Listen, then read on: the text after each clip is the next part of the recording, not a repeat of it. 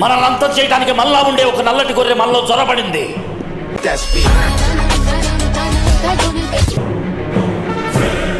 దాన్ని కనిపెట్టి బలి. Who is that black sheep?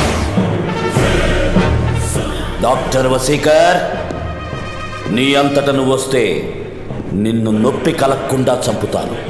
నేనుగా కనిపెట్టానా? నీ చావు అతి భయంకరంగా ఉంటుంది. ఈ రోజు ఎగ్జామ్ అయిపోయింది. ఎవడెవడు ఎలా రాసాడో తెలుస్తుంది ఇప్పుడు. నిన్న రాత్రి నువ్వేం చేసావు?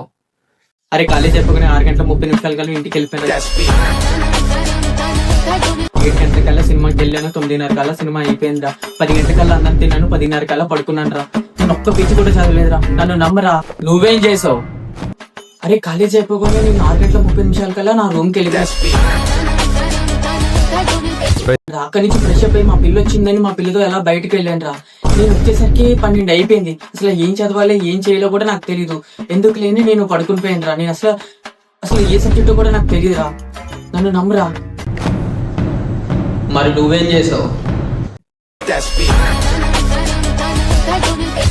అరే నువ్వు నన్ను నమ్మట్లేదా? నువ్వు నేనే కదరా రూమ్కి వెళ్ళింది. నువ్వు నేనే కదరా గేమ్స్ ఆడుకుంది. నువ్వు నేనే కదరా తిన్నది. నువ్వు నేనే కదరా మూవీకి వెళ్ళాం. అంతెందుకురా 12 గంటలకు కూడా పాన్ డబ్బాకి తీసుకెళ్ళావు కదరా సిగరెట్ తాగడానికి. అయినా నా మీద నీకు నమ్మకం లేదారా? పక్కనే తిరిగాం కదరా. నువ్వేం చేసావో నీకు తెలుసు, నేనేం చేసానో నీకు తెలుసు. ఇంకెప్పుడు చేసి ఉంటారా? వాళ్ళు చేసి ఉంటే వాళ్ళిద్దరే కదరా చేసి ఉండాలి. నన్ను నమ్మరా. నేనేం చదవలేదురా. ఒక్క ముక్క కూడా రాదురా నాకు అసలు. వీడు కాకపోతే వాడు కాకపోతే ఇంకెవరు?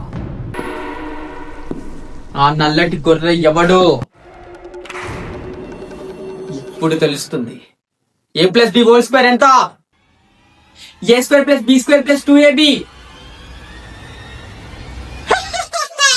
ఇదిగో బ్లాక్ షీప్. నా పక్కనే ఉంటూ నాతోనే తింటూ నాతోనే గేమ్స్ ఆడుకుంటూ వాష్రూమ్ వస్తుందని చెప్పి అందులో చదువుకుంటావా?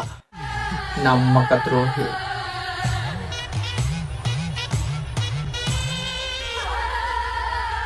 నీలాంటి వాళ్ళకి ఇలాగే కావాలి.